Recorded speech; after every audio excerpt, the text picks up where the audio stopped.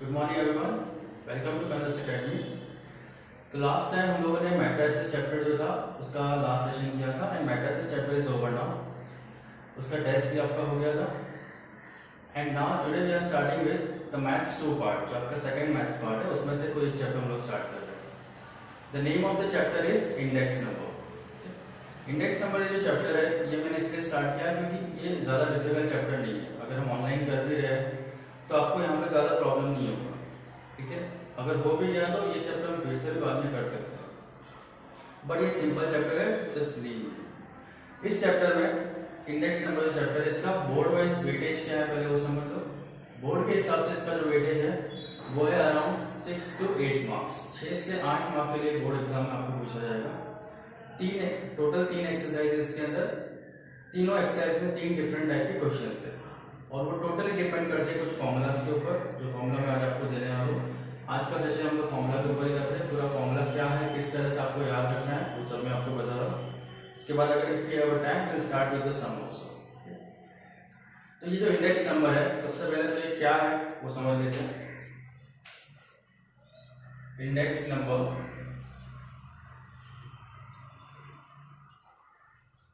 Basically index number जो है ये एक टेक्निक है। जैसे अभी हम हमेशा बोलते हैं कि मैथ्स के जो चैप्टर्स वो कब काम आएंगे, मतलब हम लोग ये साइन कॉस टेन ये सब जो आप पढ़ते हो जो भी मैथ्स में, हमेशा सबके दिमाग में एक सवाल आता है कि ये सब चैप्टर काम कब आएगा।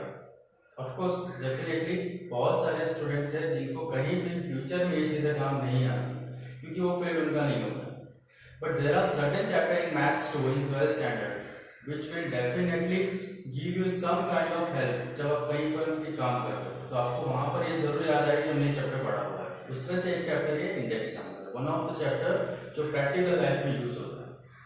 अब यूज कैसे होता है, तो आप सब लोग स्टॉक मार्केट के बारे में जानते होंगे कि शेयर्स क्या होता है, स्टॉक मार्केट क्या होता है, स्टॉक एक्सचेंज क्या होता है। तो ये सारे जो स्टॉक एक्सचेंजेस है वो इसी इंडेक्स नंबर के बेसिस पर ही काम करते हैं कि शेयर्स के जो भाव है या ऊपर जाना है नीचे जाना है सब इंडेक्स पे डिपेंड करता है। अब मैं उतना डिटेल में वहां नहीं जा रहा हूँ, लेकिन इंडेक्स नंबर बेसिकली एक पैरामीटर होता है जो ये डिसाइड करता है कि अगर हम पिछले साल में इस तरह से परफॉर्म कर रहे हैं तो उस हिसाब से अब हमारा ट्रेंड किस तरह से चल रहा है, तो उसको प्रेडिक्ट करने के लिए हम इंडेक्स नंबर्स कैलकुलेट करते हैं। ये जो इंडेक्स नंबर हम कैलकुलेट करते हैं ये डिमांड और सप्लाई के ऊपर भी डिपेंड करता है, जो आपने इकोनॉमिक्स में पढ़ा हुआ।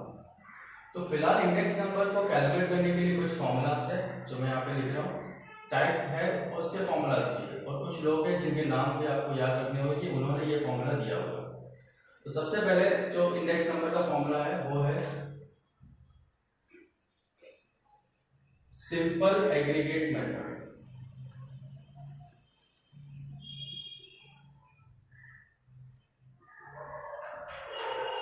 सबसे पहला जो इंडेक्स नंबर का फॉर्मूला बनाया गया था वो ये था सिंपल एग्रीगेट मेथड के ऊपर।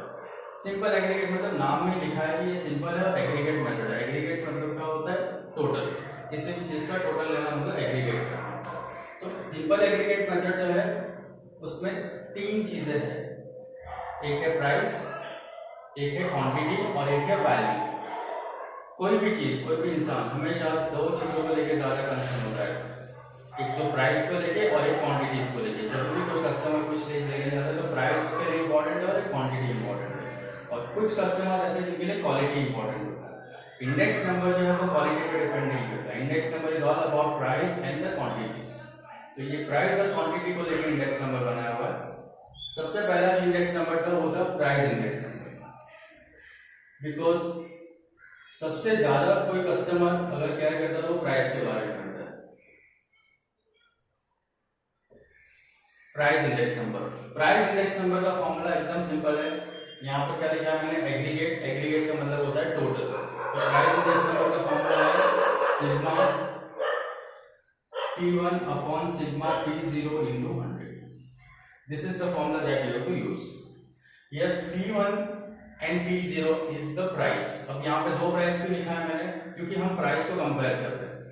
2 पीरियड के बीच का ये प्राइस है। P1 का मतलब होता है price in the current year, किसी भी प्रोडक्ट का भाव आज क्या चल रहा है उसको बोला जाता है P1।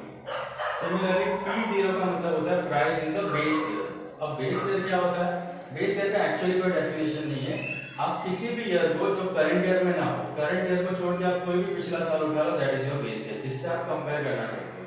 सपोज मुझे आज चल रहा है 2020, तो 2020 में suppose if I am talking about the milk, तो आज सपोज मिल्क का रेट चल रहा है 70 रुपीज।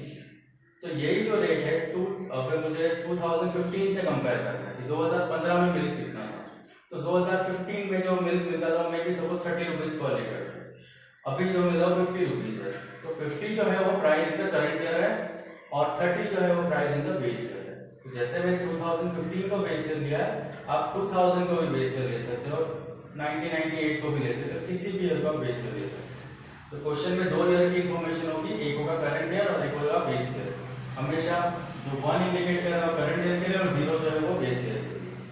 दोनों प्राइस आपको दी है, दोनों का आपको एक रेशियो बनाना और 100 से कंपेयर करना है, तो आपको पता चल जाएगा कि प्राइस इंडेक्स नंबर क्या है उस सिचुएशन में। ये था first formula. Now the second one is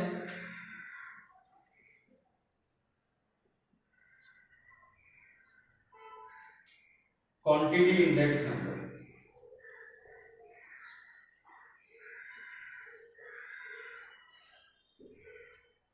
पहला था price index number and the second is quantity index number. जैसे प्राइस इंडेक्स नंबर जो है वो प्राइस पे डिपेंड करता है, क्वांटिटी इंडेक्स नंबर जो है वो क्वांटिटी पे डिपेंड करता है। कुछ लोग क्वांटिटी कॉन्शियस होते हैं, प्राइस इंपॉर्टेंट नहीं है उनके लिए, क्वांटिटी ज्यादा मिल रही है तो वो चीज खरीद लेते हो। तो उनके लिए एक फॉर्मूला है, वो है sigma Q1 upon sigma Q0 into 100।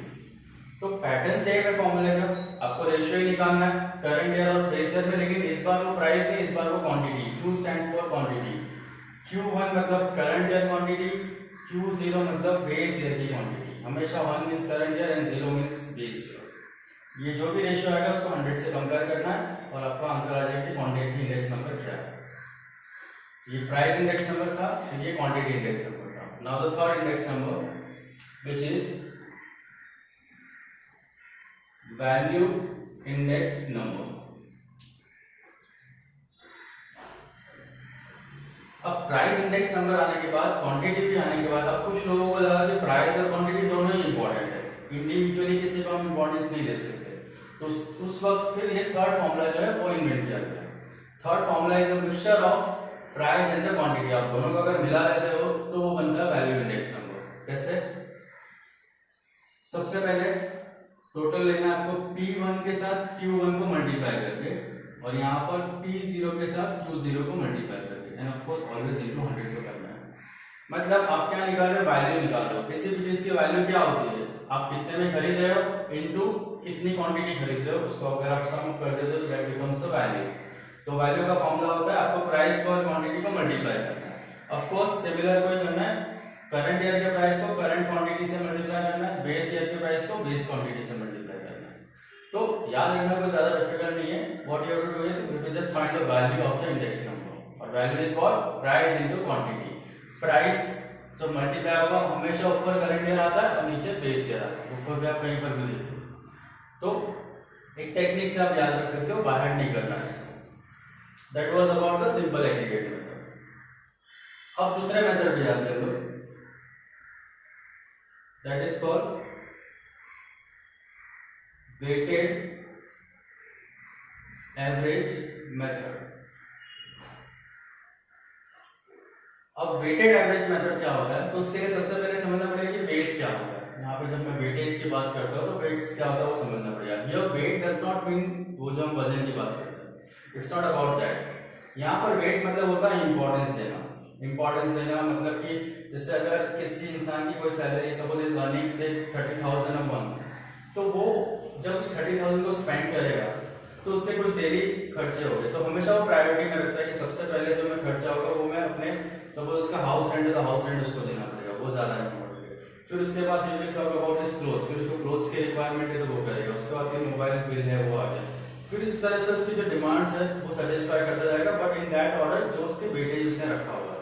तो हम हर चीज को इक्वल इंपॉर्टेंस नहीं देते, कुछ ज्यादा जरूरी है कुछ कम जरूरी है। तो वेटेज यहाँ पर का मतलब होता है इंपॉर्टेंस देना।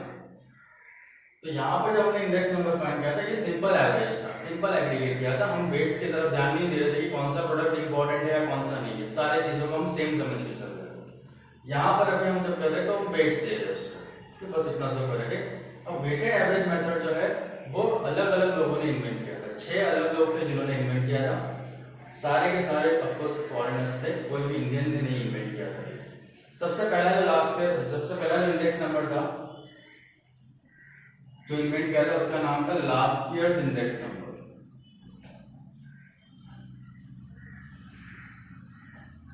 लास्ट ईयर इंडेक्स नंबर जिसको हम लोग शॉर्ट में IL बोलते हैं।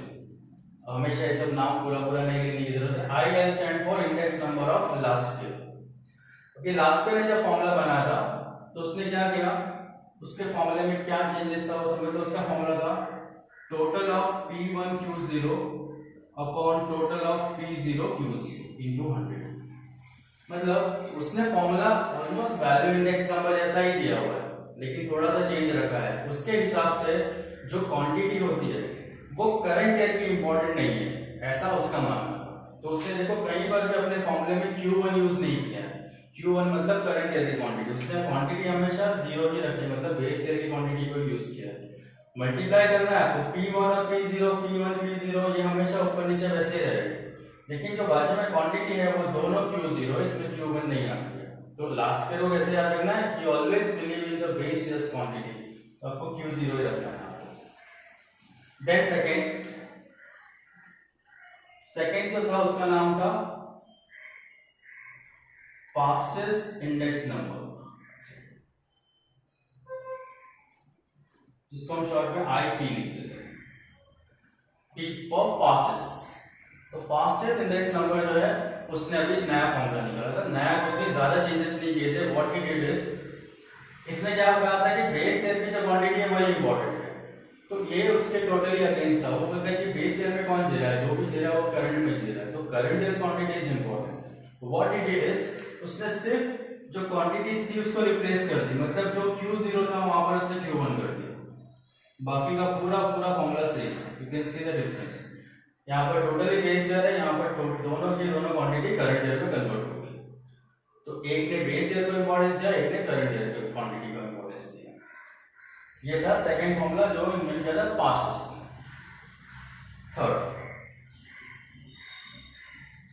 थर्ड जो था वो था डॉबिश बाउली।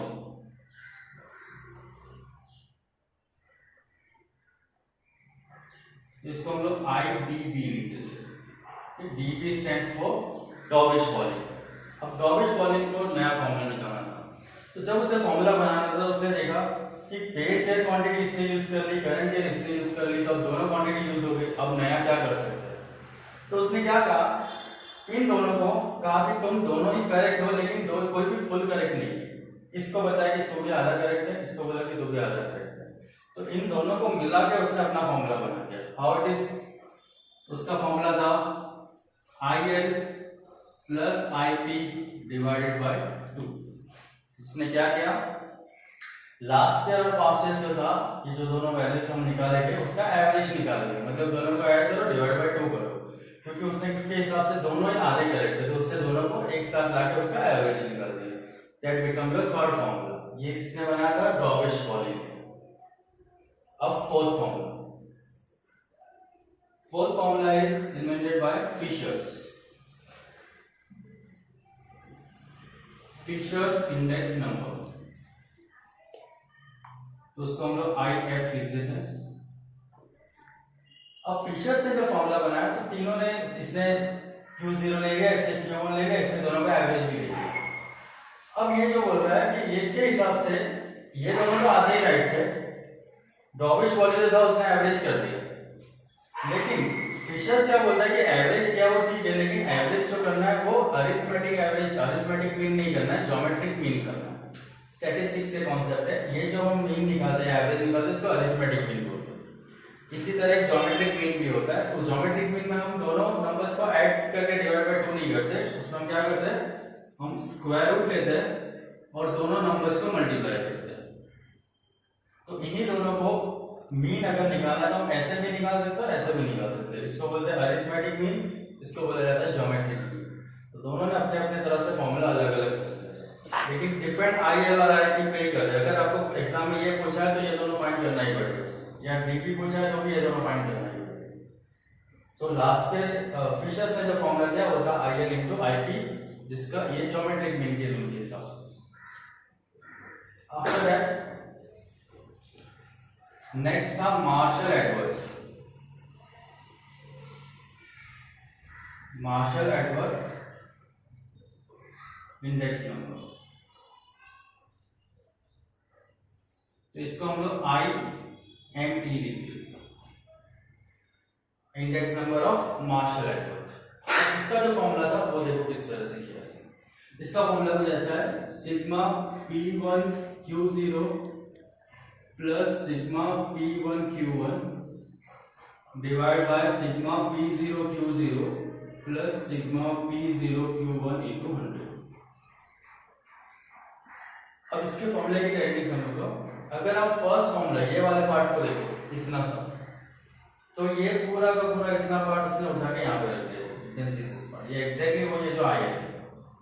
सिमिलरली जो सेकंड वाला फॉर्मूला है, अगर मैं इसी को उठा के यहाँ पे रख दूं तो ये सेकंड वाला पार्ट हो गया।